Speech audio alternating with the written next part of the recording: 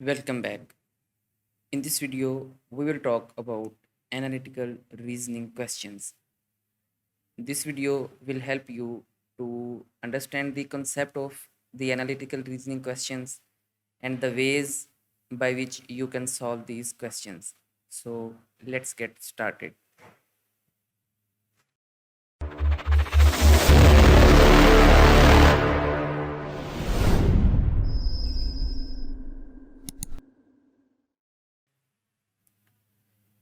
So, what are the analytical reasoning questions? Basically ये scenario based questions होते हैं कि आपको एक सिनेरियो दिया जाएगा, कंडीशंस कुछ दी जाएंगी, उन कंडीशंस को फॉलो करते हुए आपने गिवन क्वेश्चंस को सॉल्व करना है। वो कंडीशंस कुछ भी हो सकती हैं, but one thing is sure कि वो क्लियर होंगी, कंप्लीट होंगी, ताकि आपको कंप्लीट आइडिया मिल जाए कि कौन से क्वेश्चंस आपने सॉल्व करने हैं और उनमें कोई फर्दर एम्बिग्विटी नहीं होगी।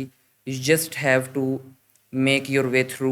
आपने अपना रास्ता निकालना है और क्वेश्चंस को सॉल्व करना है। ईच एंड एवरीथिंग वो आपको बताई गई होगी उन कंडीशंस में और उन क्वेश्चंस में।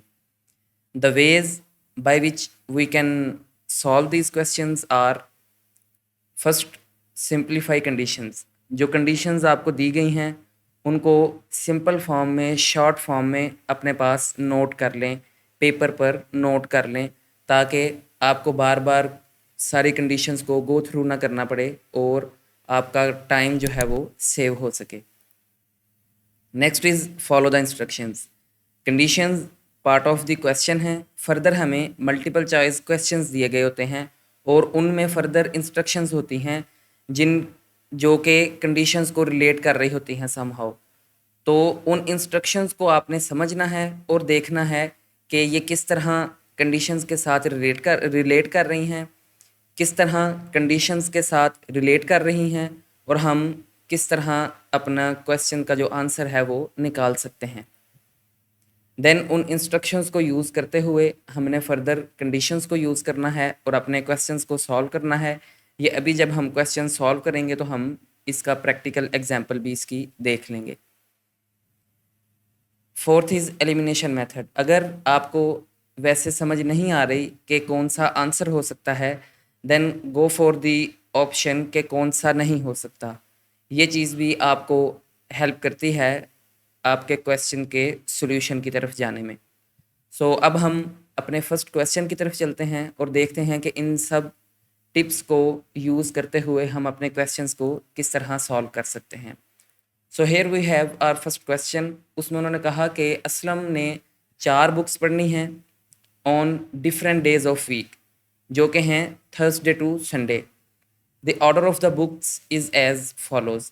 सो ये 2 कंडीशंस उन्होंने हमें दी हैं कि chemistry is studied on the day before the day of English and biology is studied on the day after the day of physics. So ये हमने as I said before conditions को सिंप्लीफाई करके लिख लिया कि chemistry is before English and physics is before bio, या bio is after physics, जैसे भी आप इसको ईजिली समझ सकते हैं। So here is our first question: which of the following is a correct order of books? Let's see them, कि कौन सा हो सकता है और कौन सा नहीं हो सकता। So here we have chemistry, then biology. अब फर्स्ट ऑप्शन को ही हम देख लेते हैं, केमिस्ट्री, और इधर से ही हमें पता चल जाएगा ये ऑप्शन हमारा ठीक है या नहीं। अब हम देखते हैं केमिस्ट्री के रिलेटेड हमारे पास कोई एग्जाम्पल है, और सॉरी कंडीशन है। Yes there it is. तो केमिस्ट्री के बाद इंग्लिश, ओके, ये फुलफिल हो रही है। नेक्स्ट देख लेते हैं second word which is biology.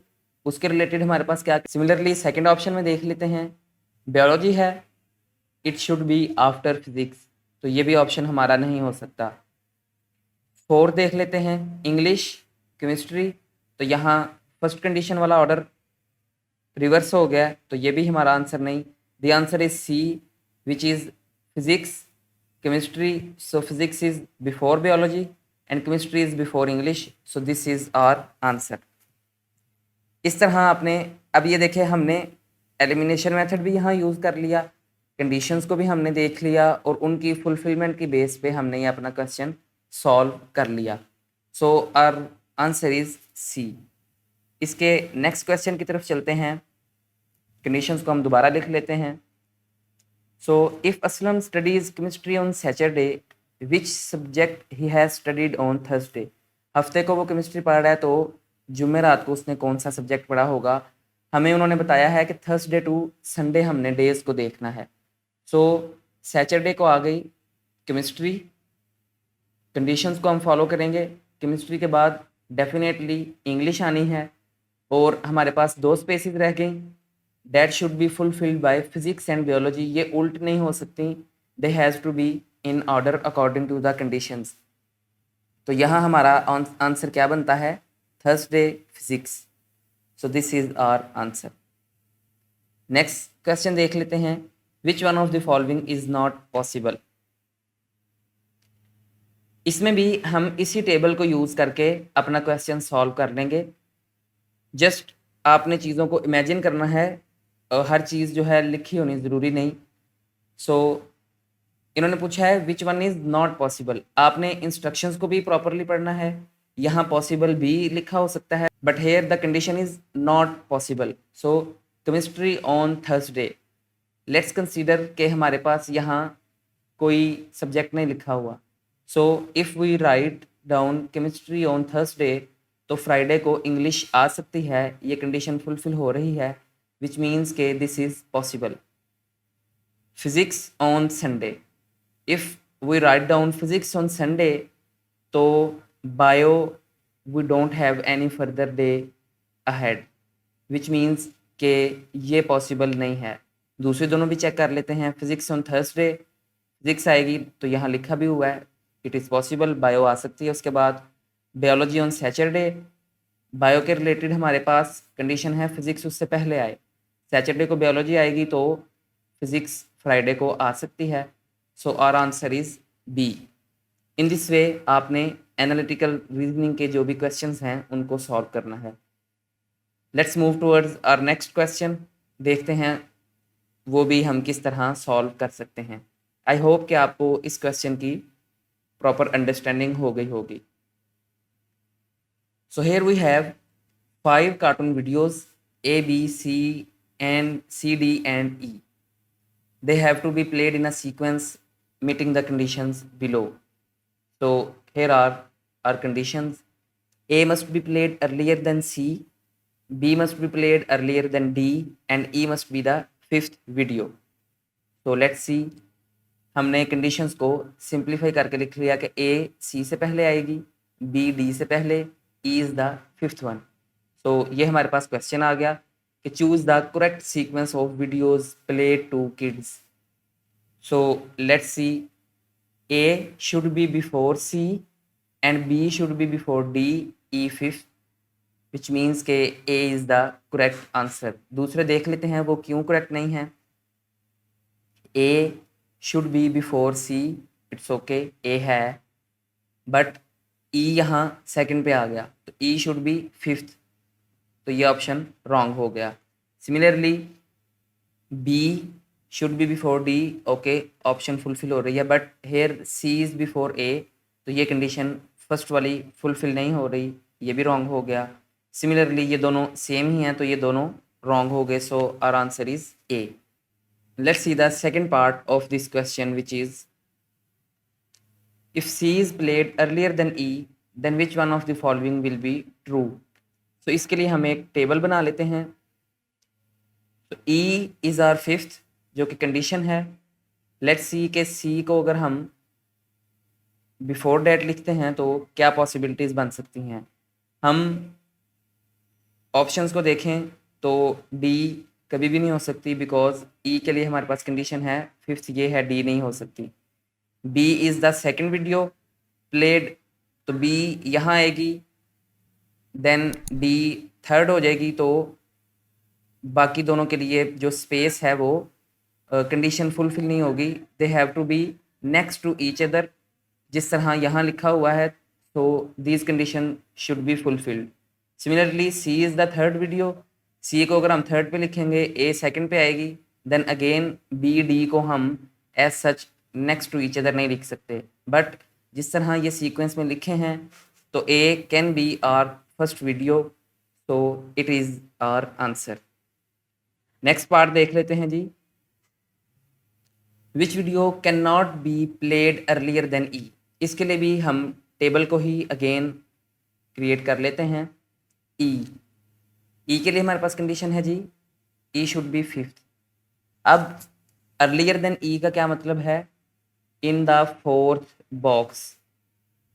So let's see, can A be placed in the fourth box? No, क्योंकि ए के फ़ौरन बाद सी ने आना है, तो ए इधर नहीं आ सकता। क्या सी आ सकता है? Yes, C can be there, क्योंकि उसके लेफ्ट पे स्पेस है, वहाँ हम ए को लिख सकते हैं। तो एक हमारे पास आ गया A can not be here. Similarly B, तो बी भी यहाँ नहीं आ सकता क्योंकि उसके बाद बी आना चाहिए, लेकिन यहाँ तो ई है। So our answer is A and B. C और डी दोनों आ सकते हैं, तो B is the correct answer. Next part की तरफ चलते हैं। If D and E are played far apart from each other as much possible, आपने कंडीशंस को जो क्वेश्चन में दी गई हैं उनको लाजमी गौर से पढ़ना है और उनको अप्लाई करना है सॉल्व करते हुए। अब यहाँ लिखा है D and E far apart, तो वो कितना फार अपार्ट हो सकते हैं? सो इसके लिए हम इसी टेबल को यूज़ कर लेते हैं। Let me get the pen tool. तो उन्होंने कहा कि D and E far apart. अब डी कितना फार अपार्ट हो सकता है? 1 2 3 बॉक्सेस, क्योंकि बी डी ने आना है, so D can be write down here. इसके अलावा यहाँ नहीं आ सकता और यहाँ वो क्लोजर टू ई हो जाएगा। तो अगर ये है तो डेफिनेट सी बात है कि यहाँ बी आएगा and A and C should be here. तो अब हम कंडीशंस को देख लेते हैं। A is played earlier than B, no it is wrong. E is played earlier than B, no it is also wrong. C is played earlier than E. अब ये दोनों पॉसिबल हमें लग रही हैं। B is played earlier than C, yes. C is played earlier than E, yes. तो ऐसा point जहां आपके पास दो पॉसिबिलिटीज़ आ जाएं क्वेश्चन की, वहां अगेन आपने अपनी कंडीशंस के साथ रेफर करना है कि आपका क्वेश्चन किस कंडीशन को ज़्यादा क्लोजली रिलेट कर रहा है। अब यहाँ उन्होंने हमें डी के रिलेटेड क्वेश्चन किया है, so D is closely related to B in the conditions. तो हम बी वाला जो ऑप्शन है उसको चूज़ करेंगे, that B is played earlier than C, so it should be our answer. Next part की तरफ चलते हैं। If B D are played one after another in sequence, when A can be played?